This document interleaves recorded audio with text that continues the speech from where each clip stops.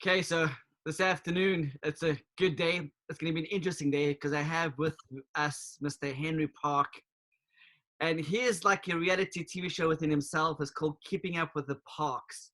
And we're going to find out all about this interesting character, what Henry does, what his purpose in life is, and how he's created this new transformation for him and his family. Because from looking at your website and watching your videos, Henry, you went from diehard 24/7 working to like literally ignoring everything and being home and being more present with your family and traveling the world. So let's get into that. This is Mr. Henry Parks. How are you doing today, Henry?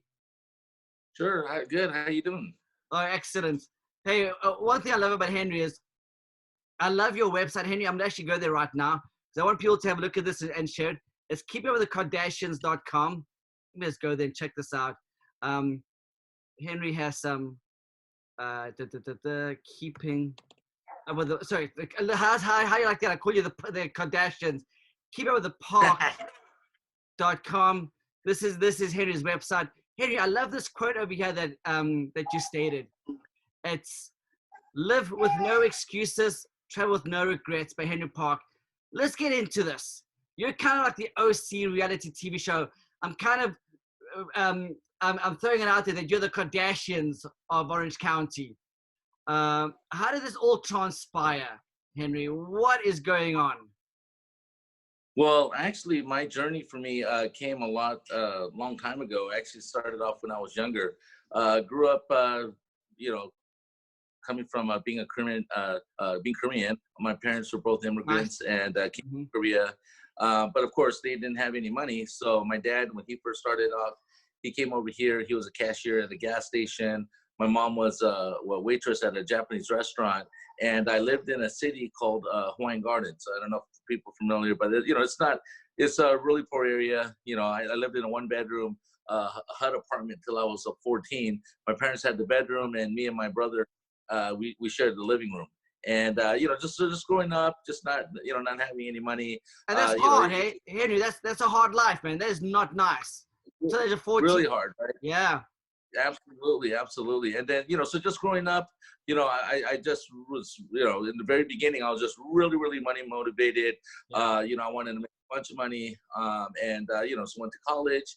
I ended up, going into, what started off, I wanted to go into the investment banking space.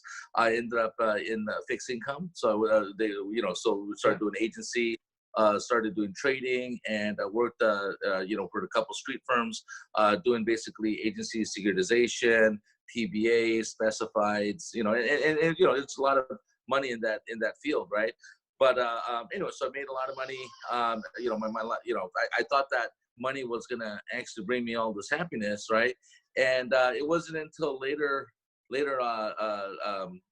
So this actually, my whole life pretty much changed 5 years ago.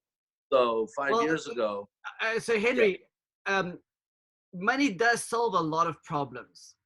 It doesn't solve all your problems, but money does solve a lot of problems. Oh no! I totally agree with you, right? So let me actually tell you something, and this is one of the things that I wanted to tell you, especially when it comes to money, right? So my parents, since they were poor, they always kind of impressed upon me a negative attitude when it came to money, right? Rich people, they're not happy. They have a lot of problems. You don't want to have those problems. You don't want to be rich. So I guess subconsciously, I always thought, hey, you know what? More money, more problems, right? And but at the same time, since I was so poor, I wanted to check it out for myself, right? And you know what I realized what money is? Money just amplifies who you are, okay? So if you're a giving person, money gives you the tools to be a really giving person. Let's say like Warren Buffett or let's say Bill Gates, right? If you're an asshole, money can amplify you, make you a big asshole, right? That's money just amplifies who you are. I mean, being on both ends of the spectrums, where I've had money before and I've not had money before, I can tell you this. I mean, having money definitely is much more comfortable life. You know, I mean, it's you know, it's a better quality of life. You know what I mean? Because think about it, a lot of problems when it comes to lack of money. You know, it's a lot of fighting. You know, people even say that. Oh shoot! Hold on a second here. I think I lost you. Hold on a second, buddy. Oh, there you go. Yeah. So people say that even lack of money, you know, even divorce, more than 50% of the reason why people get divorced is financials, right? Finances, right? So yeah. So anyways, but let me tell you how this whole thing went full circle, right? So you know, I went from working, you know, Wall Street, making millions of dollars, and it all started about 5 years ago, right? So 5 years ago, I'm at the Western Secondary Conference in San Francisco, and all of a sudden, my mom is just calling me, ring the phone, like literally 10 times in a row. Yeah. And it's not like my mom to do that, so that's literally like, you know, put the phone to the side, and I'm like, Mom, you know, I'm at a meeting. I have some bankers I'm meeting right now. This is business. Oh, this is business. Yeah. Yeah, exactly. I'll call you back, right? And I could tell there was something wrong, because all of a sudden she just starts breaking down and says, Henry, I'm sorry, I don't know what to tell you. Your dad has a stage 4 pancreas cancer, right? And I was like, what the heck, right? So I just, you know, I went on Google on my phone, typed in stage 4 pancreas cancer. Yeah. Says it have less than 60 days left to live. I just started bawling. I started crying, right? And you know, because my dad was my hero growing up, and I just literally, I remember I left all my shit in the hotel. I just jumped in a taxi cab and I went straight to the airport, and I went straight to Cyprus, where my dad was living, right? Yeah. So my mom and dad, and my dad, don't worry, Dad, we're gonna get through this. You know, we're gonna go see the best doctors in the country. I read about this thing called the Kirsten diet. We're going to do that. You know, so you know, yeah, I started talking to him, and my dad, it's almost like it was kind of strange, because he kind of pulled me to the side. He said, Henry, just sit down, right? And I said, Dad, what's going on? And you know, and then, you know, he just sat there and just started talking to me about things. He goes, you know what, maybe you know, maybe things were different, and you know, it was like some of the regrets. And he said, you know, because growing up, my dad was working 6 days a week, you know, and I never got to see him, you know, and you know, it was just work. Right. And so that you know, so he basically said, he goes, Henry, I look at you, and you're going through the same things I am. Because he goes, you got all your kids. I don't, you know, you drink, you smoke, you're overweight. He goes, you know, I'm worried about you. And he was worried about me when there's my dad having cancer. Right. So I was like, Dad, don't worry about that. Right. And I said, we're going to get through this. Right.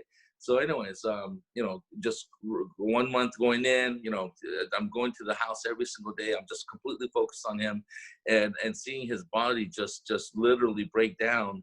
Right. And I saw the pictures, the deterioration of your dad. But when he got it, being in hospital, yeah. Absolutely. So it was until 2 days, right, went to a thing called hospice. I didn't even know what that is. It's like I guess it's like they know you're gonna die, and that's when he just pulled me aside, and he told me, he goes, Henry, just promise me one thing. And I said, what's that? And he said, I want you to promise me that you're gonna be a good person. Huh. And I was like, Dad, I am a good person. What are you talking about? Exactly. You know, and it just kind of threw me off, right? And he said, no. He goes, Henry, you're making mistakes. And, you know, I don't know. And he just said it, and then he ended up passing away, right? So after that, I just, you know, of course, I buried him. I was crying, and you know, so I didn't really understand what he meant, right? And you know, because I didn't have that pain of losing him, I ended up focusing on jumping right back into work, and working 80, 90, 100 hours. I'm working, my wife is working, right? And I remember just one day, I just came home, just like maybe 3 or 4 months after my dad died. And I think I came home at 2 a.m. I was exhausted, right? I'm in the mortgage business. Yeah. And I came home, and you know, I'm sitting there kissing each of my babies, and you know, and you know, and you know, they're, of course, they're asleep, right? So they're you know, what kind of conversation can you have, right? And I remember just sitting there, and I just turned on the TV, and there's a show, Keeping Up with the Kardashians, which, you know, whatever. I mean, I don't got nothing wrong with it or nothing, right? But I don't know, just something. Your secret affair early in the morning. You know what happened? It's, subconsciously, I guess, I got really pissed off. I ended up taking the remote, chucking it at the TV, and I just started breaking down and crying because I'm thinking, why am I watching this stupid show about some people I don't, give a hoots about, right? Yeah. And instead, I'm here doing the same exact thing that my dad did, right? And I said, you know what? One day I'm gonna create this. Maybe I'm gonna create a YouTube channel on my own show called "Keeping Up with the Parks" because my last name's Park, Henry Park, right? So it was just a joke, keeping up with the parks, right?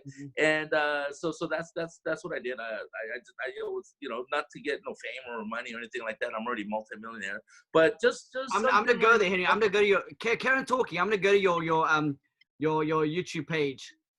Go there. Oh, Karen sure. Exactly. So anyway, so that's what I did, and it just started off as a passion project. I created my first video. I think I had like 2 followers, right? And then but you know what? For me, like I said, I did one after the other. They're all like 2-3 minute long. They're not boring or anything. I like them. I find it enjoying it. But there's a lot there. Bombay, London. China. Yeah. Oh, absolutely. Yes. So let me tell you what. Actually, you want me to show you a little something exciting? If you go to the home page, right? So your website. Go to the website. Watch. I'll show you. Go to the website. Link. Yeah. You see where it says family bio? Yeah. Go there. Go to family bio. Okay. And if you go, when it loads, it'll say, let's say Henry. Because it has all of us right there, right? Like click on me, right? Okay. And so prior to my dad dying, right? And then you scroll down a little bit. So I'm going to share with you something here. So prior to my dad, I've never been to any country. Maybe I went to Mexico, Tijuana a couple times, and I've never been outside of the country, right? After that, I started to go to every single, one country after another. So it's only been 5 years, and I've already been to 25 countries. My goal is to, according to the United Nations, UNICEF, they're saying that there's 196 countries in the world, and my goal is to visit every single one of them. That's amazing. That's amazing. I brought all my kids. The first one was I don't know if you guys remember, there was a TV, there was a movie, Fast and Furious, right? Yes. And they had that in Dubai, right? And that's when they were filming. And I remember I was watching it at the movie theater, and my wife is telling me, I told her, hey, let's go check this out. She goes, where? I go, Dubai. And so we ended up going to Dubai, Abu Dhabi. Oh, nice. Nice. Yeah, I don't know if you also remember, a long time ago there was this movie with called Tomb Raider, Tomb Raider with Angelina Jolie, right? So I remember seeing it. It was like 20 years ago, but I thought to myself, and we always have these things where like, oh, one day, when I get older, when I, retire, maybe I go check those places out. Well, I remember watching the Tomb Raider on Netflix, and I literally paused it. I went to the ending where it had the credits, and I just saw all of the countries that she visited. There's an episode there on one of my things on Keeping Up with the Parks, and the episode's called Tomb Raider. But basically, I went on every single I went. So I went to Thailand, I went to Chiang Mai, I went to Vietnam, I went to Cambodia. So we did a Tomb Raider trip. So so that's kind of what it is. Now, since then, work-wise, because I know that there's a difficult part as far as work-life balance, right? So I recently, I own a mortgage company. My wife owns a mortgage company, also a vascular company, real estate. We got a bunch of different companies. Tell me about that, Henry. Tell me about that. You live in Newport. I'm on the corner of Jamboree and PCH. What mortgage company do you own, Henry? Oh, So I'm sorry, what was the question? What mortgage company do you own? Oh, okay, yeah. So I own a company called Castle Mortgage. We're a direct Fannie, Freddie, Ginnie seller servicer and securities issuer, licensed in 46 states. So what I did is I went ahead. It took me about a year and a half, but I ended up selling that company to BlackRock, right? Okay, very nice. I know BlackRock. Yeah, so I sold it to BlackRock. Yeah, my wife, one of the biggest. well, one of the biggest hedge funds in the world. Yeah, absolutely. But what I also did is, and part of why I decided to sell is so that I could end up having a little bit more, cash, take the cash off the books, have a little bit more free time to spend with my family. Right. My wife, she's still a lender in her own right. Her name's Andrea. She owns a company called Lending 3. Last month, she closed a little over 150 units. But she's also, we're doing okay. But here's the key. And I want to let people know this, right? When people ask me, okay, well, Henry, how's your, how many hours do you work? I work maybe 10 hours a week. You know what I mean? My wife, probably less than that. We have 5 kids, right? 12, 10, 8, 6, and 12, 10, 8, 6, and the last one is 5 months old, right? So we've got 5 kids. So a lot of times people, I try to tell people, I said, listen, you say this and that. Yeah. Look, if I have to live in an apartment and do it all over again, but not maybe live in a 6,000-7,000 square foot mansion. For me, my first number 1 priority is my family and my kids, right? And just like I said, money is definitely important in life.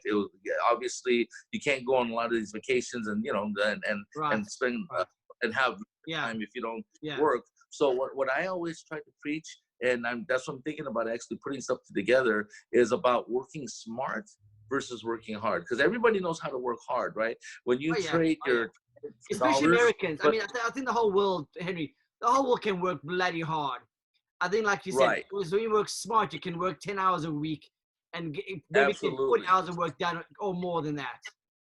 Absolutely, you know what I mean, and so that's one of the things I definitely want to maybe coach, is to help other families to say, hey, listen, you can have it all. You can spend time with your family, you can friends, have a great life. You know what I mean. You don't have to kill yourself and spend hours a week to make that money, because at the end of the day, what is the whole purpose of making money? It's about a better quality of life, right? Yes, and if you're working 120 hours, what kind of quality life is that? Wow. I don't think it's a good quality, so that's why, but remember, it's always a shift or change in mindset. So one of the things for me, that was your shift, Henry. So when you got home that night, you didn't take it for granted, but your kids are going to always be there for you. You almost had to get kind of fed up. You had to get really pissed off. Yes. In order to have that crack in your universe. Because that's when things had to change. Not only did you lose your dad, but things just weren't, you weren't comprehending his last words to you. Because I don't think you're a horrible person, but I believe when your dad, those last few words kind of really played on you all day long for months. It did. You know what I mean? And that was one of the things that, like I said, as I saw myself going back and kind of falling into the same things that with my, basically, I look at my dad, and my dad was 25 years older than me, but my dad didn't really die at an old age. I mean, he died at 66. And at that time I was 41. I'm 46 right now. So theoretically, imagine if you knew that you only had 20 more years to live. Right. I mean, how short is that? Would you change your life differently? Would you live life differently? I mean, I'm sure if you knew that you only had a month to live, who gives a shit about money at that point? Because it doesn't really matter, Yeah. So my whole viewpoint and everything completely shifted. You know what I mean? As far as what I prioritize in my life. But like I said, of course, I'm not saying that you don't need money to live. I mean, I'm not foolish. I understand that you need money to live in this world. But what I'm saying is the mindset of chasing, right? Because that's what my dad did too, right? My dad chased, saying, hey, listen, as soon as we buy a house, then you know what, then we're gonna be good. And as soon as I get that boat, and then as soon as I get the car, and then as soon as my, we can pay for your kids' college, and as soon as this, and as soon as that, and then next you're 72 years old, right? And it's like that movie, I don't know if you saw with Adam Sandler in Click. Remember when he just with the remote, and he went all the way through his life, and then said, oh my God.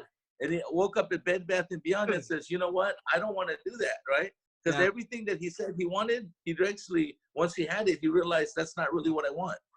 You know what I mean? Yeah. So that was the thing. So I was just like, what are you proposing? Are you proposing some kind of a game plan, or some kind of a almost like a business model to set yourself up You know what? semi-retirement There or is, early retirement? yeah, yeah. So you know what? I actually just made this thing a couple days ago. It's on Facebook. It's called Henry's Road to 1 Million, right? Okay, And on your yeah, Facebook page. yeah. You know, the group things. Henry. I don't know. Yeah, let's see if you can find it. It's called Henry's Road to 1 Million. I don't know if you got Facebook. Yes, Henry's Road to Millions. No, Henry's Road to 1 Million. Do you see it? Yeah. Okay, hold on. There it is. Got it. Okay. Wow. A private group, over 500 Yeah. people. Yeah, I just started it 2 days ago. Wow. Right. But let me, and anyone is welcome to join the group, right? But let me tell you what it is. Let me tell you why I came up with that, right? Yes, okay. Yeah. So yeah, the reason why I came up with that, right, is because I don't know if you follow me on Instagram or Facebook, but you know, I'm always before coronavirus, I was always traveling, going places, this and that. And sometimes, you know, you get lots of quotes, Henry, lots of quotes. Yeah. No. But what ends up happening is sometimes you get haters, right? So I would get people, oh, you know, like, do you kids even go to school? You know, you know, just dumb stuff. You know what I mean? Like, you know, like, hey, you know what about us poor people? And I'm like, hey, I did. What's going on here? You know what I mean? Like, I'm all about paying things forward. And it was just so I felt with some people, not everybody, but with some people, I felt that was a little bit, right? So, in fact, I want you to go, when you go to the Henry's Road to 1 Million, I want you to actually read that paragraph. Wait, go to where it says, hi, this is Henry. Go down a little bit. Oh, okay, I see what you're saying. Yes, okay. With the description. And I want to show you why I create the page. Okay, so hi, it's me, Henry. I created the investment club because of a few reasons. One, I was tired of people talking shit on all rich people. You see, money is a valuable proposition. You have to create value if you want to make money. You see, not all rich people are evil, but I thought maybe it's because most people don't know how to make money or manage money, that is. Hey, Henry. So I'm going to teach all the tricks I've learned from my buddies that worked in Wall Street and take you to Main Street. The goal is simple. I'm going to take $1,000 and turn it into $1 million within 1 year. Bam! Now, for full disclosure, I'm not licensed as a stockbroker or anything like that, and I'm not asking you for money. In fact, if you follow me, you may lose money. I am merely showing you that it is possible. Anyone can be a millionaire, but it takes knowledge, time, homework, and discipline. Yep, absolutely. Look at that. Yeah. And so what I'm doing is I'm doing a social experiment, right? That's what I'm doing. Okay. And because I've done it before. I've actually made millions of dollars and lost it all 3 times in my life, right? And each time I had to start all over. And when I said like lost it all, I'm talking about like not even like $500, you know, not even a couple $100 in my bank account. And I had to literally start all over. But I've done it before. I know I can do it again, right?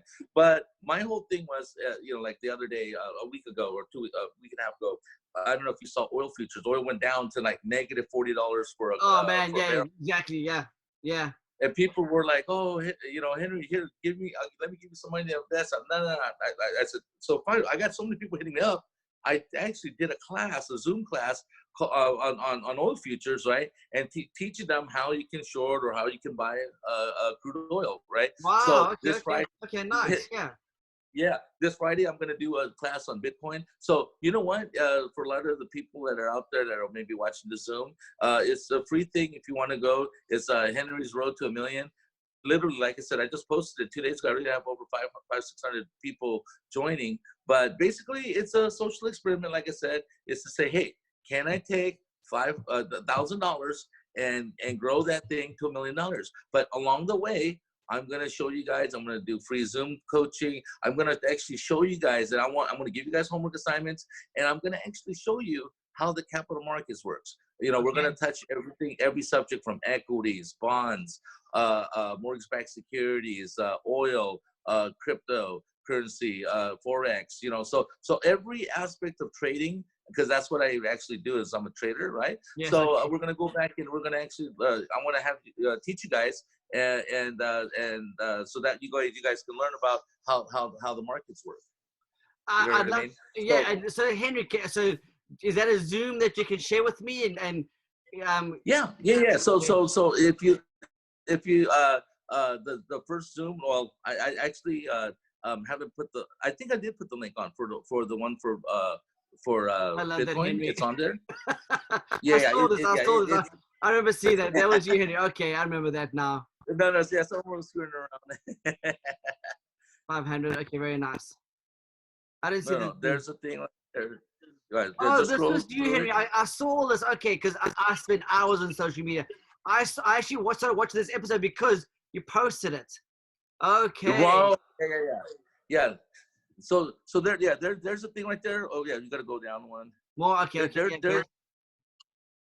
There's a link. Yeah. There we are. No. No. Wait, right.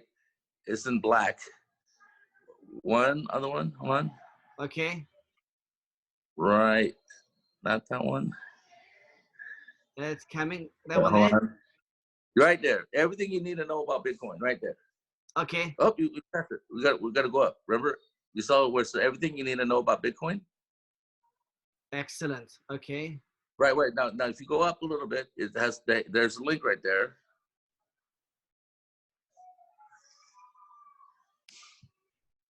Where's the link, Henry? Do you see it? Well, get out of it. There it is. Okay, there's the ID. I see the ID. Okay, the ID. Got it. Okay, Henry. Got it. Yes. Right. Okay. Yeah. Yeah. So it's going to be on Friday at 5:00. So any of your viewers, if they want to check it out, we're going to be talking about Bitcoin. I know Bitcoin is something that, 2 years ago, people were heavy on it. Some people lost their money and then they don't want to talk about it again. And again, people, it's not that I'm trying not to sell any, I'm not selling any crypto. I'm not saying anything like that. I basically, if you ever saw this TV show Money Talks, which was the homework assignment, that we would talk about money management, right? Yes, I'm starting off with $1,000, right? Obviously, let me tell you one thing. Let me ask you a question for your viewers. How many times? Because people said, Henry, how is that possible? Like you're talking crazy. I said, no, it's not. Let me ask you a question. How many times, if you have $1,000, right? Yeah. How many times, if you doubled your money, right? If you doubled your money, how many times do you have to double it for you to get to $1 million? And you know what the answer is? 10. Exactly.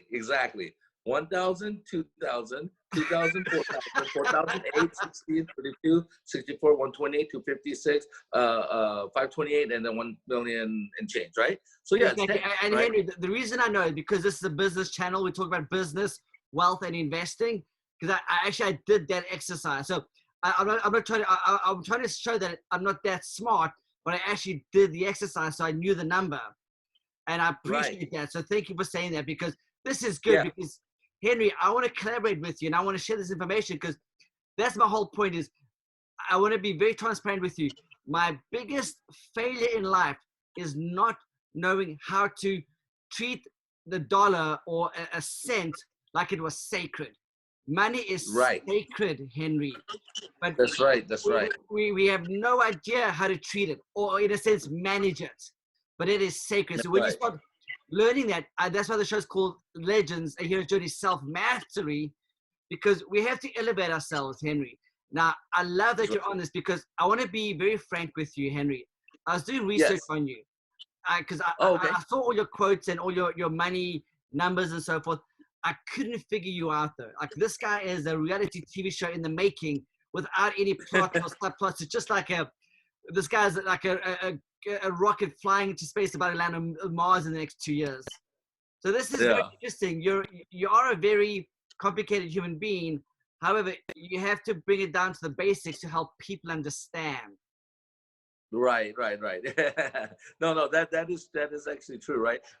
You know what? That was one of the things that I had to learn to do, which is why I'm putting in the class, is to say, okay, we're going to take something that's really, really complicated, and we're going to break it really down to the minutia, so it's going to be really, really simple, right? And that was, like I said, that's part of my way of paying it forward, is saying, hey, listen, I understand. Let's say you didn't have $1 million, but guess what? if I were to show you and give you the tools and teach you all the stuff that these guys don't want you to know, right? And if you were to get those tools and you were to invest and at least have a good understanding of how the markets work, right? Right. I think that's how I made my millions, right? And I just think that's a way to level the playing field in essence. You know what I mean? But yeah, I mean, and you gotta understand that is, for me, I felt like the only way, because what I realized was this, you know, and this is when I ended up deciding to sell my company, was I said, listen, I want to, okay, and I've actually done this social experiment. God's given everybody 24 hours a day, 7 days a week, right? So whether you're Bill Gates or whether you're a bum on the street, God's given everyone 24 hours, right? So, here's the thing, right? I actually did the math. I said, okay, well, I actually wrote down on a legal pad, if you have 24 hours a day and you have a wish list, right? What's all the things that you want to do? Okay, so I want to sleep 8-9 hours. You know, I gotta, you know, shower. I'm gonna go work out. I gotta go work, right? I gotta do this. I'm gonna spend time with my wife. I wanna watch a movie. You know, I wanna hang out with my friends. I wanna hang out with my kids. Okay. Anyways, it turned out that I need 43 hours a day, right, to accomplish everything that I want, right? So then I said, okay, what can I live without? And then I started cutting away, and I still need 32 hours, right? Yeah, That's 24-hour day, right? So then this is the average person in America, right? So, okay, do I sleep less, or maybe I could give up working out altogether, or you know, maybe I'm not gonna be able to work full time, or you know, like something's got to give, right? So this is when I realized that I had to reevaluate everything I'm doing, right? So one of the things I want to so Henry, can I ask you, Henry? Can yeah. I want to ask you so I can build my channel as well. Okay, could I record Friday's Zoom message? Absolutely, I would love for you to do that. Channel Absolutely, but I'm going to give you a little gem, a little nugget for your viewers out there, right? And so one of the things I teach in class is a thing called stacking, right? So people say, what's stacking, right? So here's what I did, right? What I did is I ended up taking my income, right? And I said, okay, this is how much money I make. And I actually broke it down and divided by the hour, right? So I first read that a long time ago in the magazine, in GQ magazine. This is like maybe about 25 years back. Yeah, stacking. I never really heard stacking. Yeah. Yeah.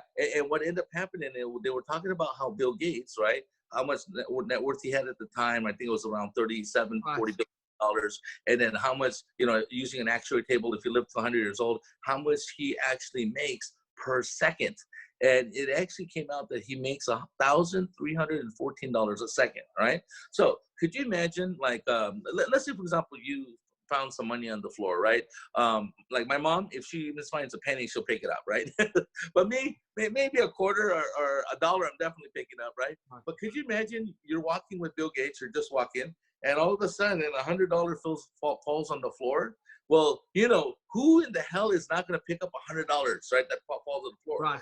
You know, for Bill Gates, if he picked that $100 bill up, he would lose $5,000. You know why? Because by the time he goes to pick it up and then pick it up, I mean, to go down and bend and to pick it up and to put in his pocket, will probably take 3 seconds. So it'll probably cost him $5,000. So Bill Gates has to literally walk and says, oh shit, somebody pick up that $100 bill. I got to keep going forward, right? So here's what I realized, right? I said, why don't I have enough time? And you know what I realized what I was doing? I analyzed everything. Getting my car washed, you know, having to put gas in the car, going to Costco, cleaning my house, you know, just all the normal things that an average person does, right? And on the weekend, I still was chasing and running, doing errands, and I was exhausted. I had no time to play with my kids. I just had them going around, running around, doing errands with me, right? So what I did is I took, like I said, my income, and I realized, right? So think of it like if you're a heart surgeon, right? And you're making $500 an hour to do heart surgery, right? Now, would you pay a gardener? Would you it make sense for you to do your own gardening? I mean, obviously, if you enjoy gardening, that's understandable. But you know what? It doesn't make sense financially for you to cut the grass, because a gardener only makes $10 an hour and you make $500 an hour. So it would make more sense for you to do one more heart surgery, and because now you've bought Right. 50 hours of time, right? So now what The I smart thought, use of your time, exactly, Henry. That yeah. makes So complete sense. what you have to do is you have to go out and buy time, right? So the first thing I noticed that it took also a lot of time was doing laundry. Now it's not actually doing the laundry of throwing it in the washer and dryer. That takes no time at all. But it's actually folding the clothes, right? So you know what I did? There was a place called Fluff and Fold, right? And I told my wife, I said, here's what we're gonna do. We're not doing the laundry no more. And she says, okay, then what do you want to do then? And I said, there's this, I look at this, you know, I guess they put it on my doorstep, you know, like people pass out Oh, yeah, stuff. exactly, yeah. And then it said they were charging 75 cents a pound, and they weigh by the clothes by the pound. And basically what you do is you put it all in a garment bag, you leave it outside your house, they come and pick it up, and then they'll bring it back, starched, ironed, everything ready to go, right? And so I literally even had my underwear, everything all starched. I mean, but it was great because I mean, it cost me $300 a month. But, you know, and my wife at first was like, this is ridiculous. Like, why would you do that when we can do it ourselves? No, you know what was ridiculous? Was us spending 3-4 hours when my average rate was $2,000 an hour. If you think about how much money I was making, you know, for the 40 hours, whatever. So that's why I was. And Henry, do you know that between physical labor and brain power, do you know what uses the most of your energy in your body? Yeah, your brain. Brain.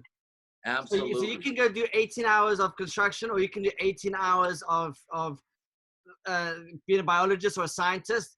You'll use more energy with your brain than you will out there hitting nails. And nothing against construction guys. I've taken jobs in construction to pay some bills in the past. And let me tell you what, of course, it's hard work. And you know what I didn't like, Henry, in the construction job is the homeowner didn't respect the construction workers. Yeah. It was the strangest thing. I'm like, hold on. You know, you're getting a good deal here. Your home is getting upgraded for a fair amount of price, and you're still disrespectful to the contractor, the construction workers. It was very disappointing. So I have high respect for construction workers because I've been there. I've been a dishwasher. Let me tell you what, one of the hardest jobs of my life is being a dishwasher. Literally, your feet hurt. You wash hundreds of dishes, hundreds of times a day. Yep. Anybody that's done dishes, I take my hat off to them because I had to take those jobs in the past to take care of my family, to pay some bills because there's nothing else. In saying that, Henry, you're right. That's right. Those jobs we have to leverage. We've got to delegate out because it's the best use of our time to focus on what we make our money at. So let me tell you one thing, right? So before I want to end it. Yeah, I want to because my time's gonna run out, Henry. Yeah, that's what I'm trying to tell you about stacking. But like, okay, good. Viewers, the one thing right before I tell you about stacking. So you know, people might say, "Oh, Henry, it's easy," because right now, because I have money, I outsource everything. I don't cook anymore. I don't get my cars washed. Because I have people to do all that stuff for me, right? But before I did that, I want to tell you, okay, how do you do it if you're only making $100 grand a year, $150 grand a year, right? And this is what I'm going to teach you guys. It's an actual way to psych your mind out. It's called stacking, okay? And this is something that you can actually take home to the bank. So let me tell you what stacking is, right? Stacking is being able to take, okay, I call it walking and chewing bubble gum at the same time. Can you actually do it? Of course you could, you know? Now let's do a third thing and a fourth thing. So I started to take things that I had to do, and actually more from where I can actually do 2-3 things at the same time, right? I, at one point, got to the point where I was doing 5 things at once. So I'll give you an example, okay?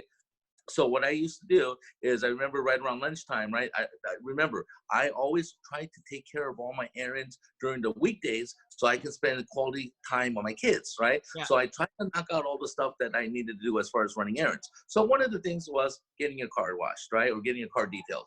So I remember going to Huntington Beach, which is, you know, I get a clay bar and wax.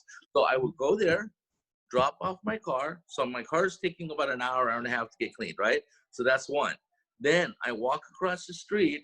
There's this place called Pink Petals where I was getting a pedicure, right? So that's 2, okay? Well, before that, I had swung by to the drive-through, pick up some food, right? So while I got my feet in you know, soaking in the, you know, getting my pedicure, right? Guess what I'm also doing? I'm also eating, right? So 3. Now, at the same time, because there's no customers, because this is the weekdays, right? I just, you know, I got my phone on the speakerphone, and I'm calling all my callbacks. So I have a conversation, right, which is 4. So think about this. I got a conversation. I'm eating. I am getting my pedicure, and I'm getting my car detail at the same time. And the last thing is, and I'm sure you have people where as you're talking, you're halfway paying attention, but half, you know, guess what I was also doing? I was checking my emails, right? So I was checking my emails, talking on the phone, eating lunch, getting a pedicure, and also got my car detailed. So within the hour when my car was up, I had knocked out 5 things in 1 hour, right? So remember, the only way you can't buy more time. You can't get more than 24 hours in a day. So if you learn how to stack, right, you'll be able to squeeze all that, what you need to do, and get it done in a certain amount of time. So that's the last thing I want to tell you is about, let's say, cooking.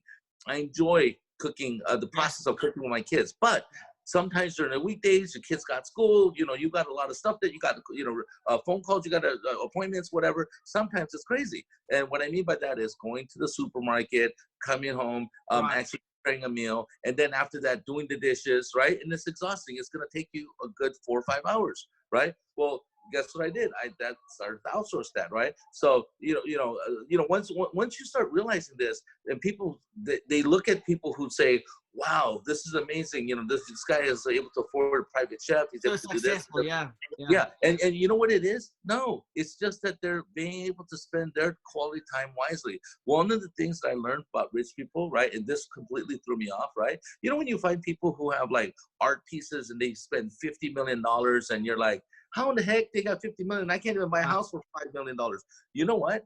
This is totally not true. You see, they're astute investors, right? So what they do is they'll buy an art piece for $10 million, right? Hang it on the wall, enjoy it for 10 years, and then sell it for 20, right? So that actual art piece is an investment. When you buy a car that is actual, like, let's say a classic car or whatever, and you can actually enjoy it, let's say a 65 Mustang, that hasn't gone down in value in the last 20, 30 years, right? So if you had a restored Mustang and you drove it around for 10, 15, 20 years and you sold it, how much money did you actually lose? You don't lose anything, right? So it's your concept and your perception about how money works, right? I think once people are able to shift and change that concept, then they're going to realize, hey, you know what? I actually can afford all of those things. I just and there is a shift going on, Henry. There is a shift going on. I believe this pandemic, this unprecedented time that we're in, is a good shift. I want to end it here because I want to hear all your magic on Friday. Yes. Is it okay if I share the link, because you might get inundated? I want you to go ahead and share with all your viewers. Thank you so much for the time, and let's do this again. This is definitely fun and exciting. For sure, and let's do it again. But I'm gonna film Friday, and then let's have. I want to hear your magic, and maybe we can do some collaboration together. Or, absolutely. From there. Yep. Henry, so remember, it's on Friday at 5:00 p.m. Beautiful, beautiful. Maybe shoot me the Zoom link, and I can get on. Oh yeah. I'll send it to you right after this. Thank you, man. It's been a pleasure, all right. Henry. Sounds good. Henry Thank Parks. you, sir. It was exhausting keeping up with the Parks. Here he is, Mr. Henry Park himself. Thank you very much. I love it. Cheers, buddy. Thank you, sir. All right. Bye, Henry. All right. Bye-bye.